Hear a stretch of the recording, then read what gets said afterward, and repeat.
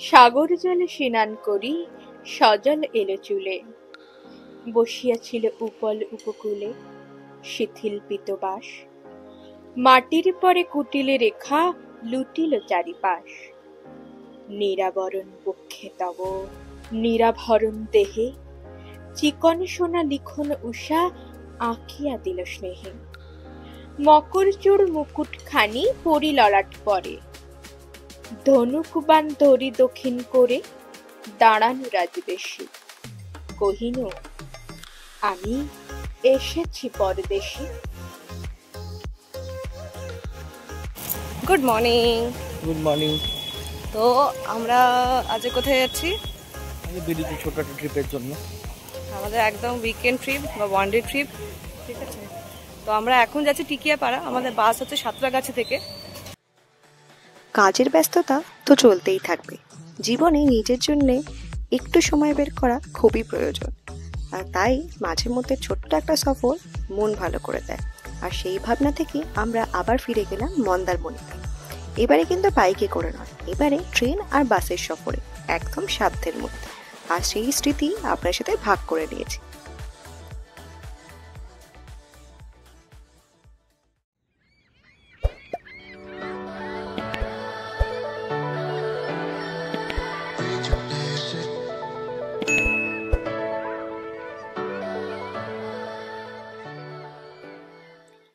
এইবার মন্দারমণি ঘোরার প্ল্যানে একটু টুইস্ট ছিল।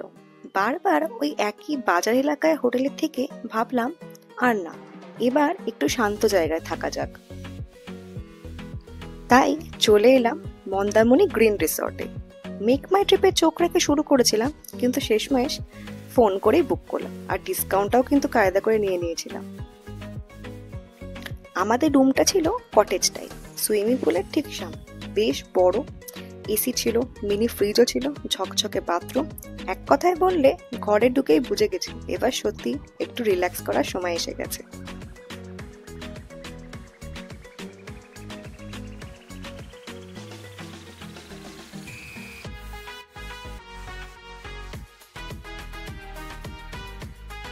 এই কটেজ টাইপ রুমগুলোর সবচেয়ে বড় চমক হচ্ছে সুইমিং পুল, একদম দরজার বাইরে। মানে দরজা খুললে জলে ঝাঁপ দেওয়ার লোভ সামলানো খুবই মুশকিল। তাই আমরাও লোভ সামলাতে না পেরে তাড়াতাড়ি একটুখানি চেঞ্জ করে নেমে পড়লাম সুইমিং পুলে।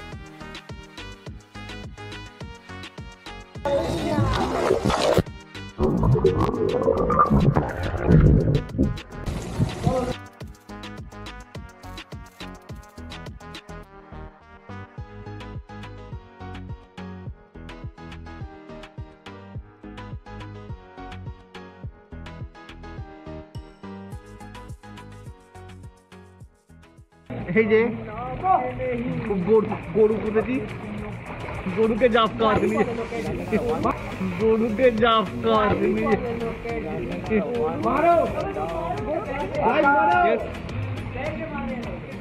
এসেছিলাম আমরা দুজনে, কিন্তু এখানে হাওড়া থেকেও অনেক নতুন বন্ধু জুটে গেল। সবাই মিলে খুব মজা করলাম। তবে এখন পেট থেকে স্পষ্ট সিগন্যাল, খিদে পেয়েছে।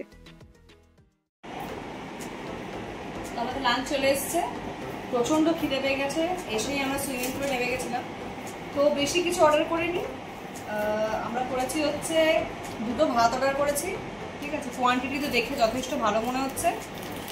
ভাত আছে, এখানে পমফ্রেট কারি আছে ওর, এখানে ডাল, এখানে আলু পোস্ত, আর এটা এই যে যার জন্যে আমার সমুদ্রে আসা, কাঁকড়া কারি। ভালো যায় কাঁকড়া খেলে, কোনো অসুবিধা হওয়ার কথা নেই। যে দেখে তো খুব টেম্পটিং লাগছে। চলো, প্রচন্ড খিদে পেয়ে গেছে, আমরা খেয়ে। জীবনে যে ক্লান্তি জমেছিল মনে, সেই ক্লান্তিটুকুই সুইমিং পুলের ঠান্ডা জলে ডুব দিয়ে কোথায় যেন হারিয়ে গেল। আর তারপরে হোটেলে নিজস্ব রেস্টুরেন্টে দুপুরের খাবার, বলে রাখা ভালো, স্বাদের দিক থেকে একেবারেই কম্প্রোমাইজ করেনি। এখন বিকেলে স্নিগ্ধ আলোয় বেরিয়ে পড়েছি একটুখানি হাঁটতে। সূর্যটা ধীরে ধীরে নামছে দিগন্তের গায়ে, আর তার কমলা রঙের রাঙিয়ে দিচ্ছে সমুদ্রের ঢেউগুলোকে। এই জায়গাটা যেহেতু মন্দারমণি বাজার থেকে অনেকটাই দূরে, তাই এখানকার চারপাশে নেই কোনো কোলাহল বা ভিড়, শুধুই প্রকৃতির শান্ত সান্নিধ্য। এই নিরিবিলি পরিবেশে কানে ভেসে আসা ঢেউয়ের শব্দ আর হালকা সমুদ্রের হাওয়া, সব মিলিয়ে সময়টা যেন একটু থেমে গেছে।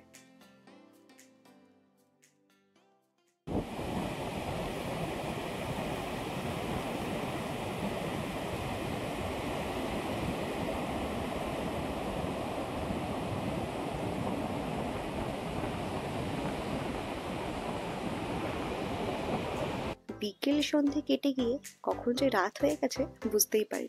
চলুন হোটেলে ফেরা যাক। হোটেলের এন্ট্রেন্স দিয়ে ঢুকেই বাঁদিকে যে রুমগুলো দেখছে, এইগুলোর ভাড়া কিন্তু আমাদের কটেজের থেকে অনেকটাই কম। আর এইদিকেই রেস্টুরেন্ট আর রিসেপশন দুটোই। সন্ধেবেলাটার অ্যাক্টিভিটি এই সাইডে যেহেতু একটুখানি নিরিবিলি কমই আছে, তাই আপনারা চাইলে হোটেলের বাইরে দাঁড়িয়ে থাকা অটো বা টোটো করে তাজপুর বা মন্দারমণি ঘুরে আসতে পারেন। ছোটখাটো কোনো সেলিব্রেশনের জন্যেও কিন্তু এই হোটেলটা বেশ ভালো। খিদে সেভাবে না পেলেও ঘুরতে এসে খাওয়ার আনন্দটাই আলাদা, তাই হোটেলে ফিরেই রিসেপশনে গিয়ে খাবার অর্ডারটা করে ফেললাম। সকাল থেকে যে সুইমিং পুলটাকে এত চঞ্চল লাগছিল, রাতের আকাশে দেখুন তাকেই কি শান্ত মনে হচ্ছে না। বাইরে খুব হাওয়াও দিচ্ছিল, তাই আমরা ঠিক করলাম ডিনারটা এই সুইমিং পুলের ধারে বসেই করব। এই আমাদের ডিনার এসে গেছে। ডিনারে আছে ফ্রাইড প্রন, আর এখানে আছে মাটন রোগান জোস আর রুটি। প্রচুর খেয়ে ফেলছি। প্রচুর খাওয়া হয়ে গেছে আজকে আমাদের। The next morning. মর্নিং, এখন বাজে 6:10। সানরাইজ হয়ে গেছে, তো তাও সমুদ্রের দিকে যাচ্ছি আমরা। যে মন্দারমণি গ্রিন রিসোর্টটা একদম কিন্তু সমুদ্রের ধারে নয়, মাঝখানে আরেকটা হোটেল রয়েছে, মানে হেঁটে গেলে ওই 1 থেকে 1.5 মিনিট আপনাদের লাগতে পারে। আর এদের সার্ভিস আর খাওয়া দাওয়া সত্যিই খুব ভালো। বন্ধু বান্ধব ফ্যামিলি নিয়ে আসার একটা পারফেক্ট ডেস্টিনেশন হতে পারে এই মন্দারমণি গ্রিন রিসর্ট। আর মন্দারমণিতে হোটেলগুলো এখন যেরকম কস্টলি হয়ে গেছে, সেই হিসেবে আমাদের এটা কমই মনে হলো। কালকে রাত্রি 10:30 নাগাদ আমরা একবার এসেছিলাম বিচটাতে, ঠিক আছে? তো কেমন লাগছিল বিচে তখন? সত্যি কথা, মানে ওরকম বিচ আমরা পাইনি। হ্যাঁ, মানে একটা লোক নেই এখানে। যে চায়ের দোকান ছিল সামনেটাতে, আর কেউ নেই। আর একটা স্যাক টাইপের করা ছিল, কিন্তু স্যাকের সেরকম ভাবে কেউ ছিল না। পুরো বিচ ফাঁকা ছিল একদম। মন্দারমণিতে এমনি ফাঁকাই থেকে আমরা জানি, কিন্তু এতটা ফাঁকা এই প্রথমবার পেলাম। আপনাদের সাথে গল্প করতে করতে পৌঁছে গেছি সমুদ্রের ধারে। ভোরের আলোয় সমুদ্রের রূপটা যেন একেবারেই আলাদা। যেমন রাতের ঢেউয়ের শব্দটা মন শান্ত করে, ঠিক তেমনই সকালে রোদের কোমল ছোঁয়ায় যেন এক নতুন শুরু হয় প্রতিবার।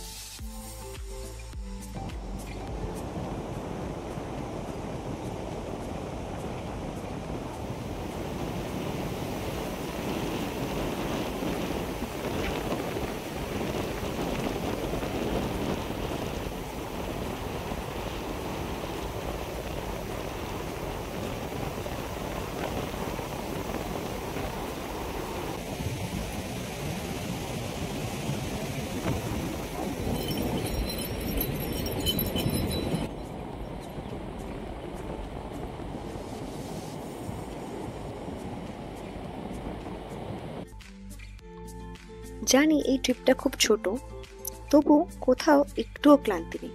কারণ এবারে তো রোদ্দুরে বাইকে ছুটে বেড়ানোর কোনো গল্প নেই। এসছি একদম রিল্যাক্স করে, ফিরবো তাই।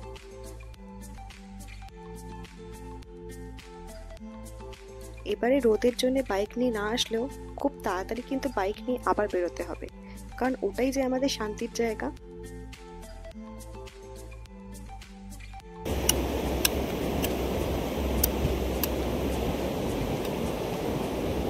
আমরা এবার শুধুই উপভোগ করেছি হোটেলের আরাম, নিরিবিলি সমুদ্র আর সমুদ্রের ধারে ডাবের জল খাওয়া।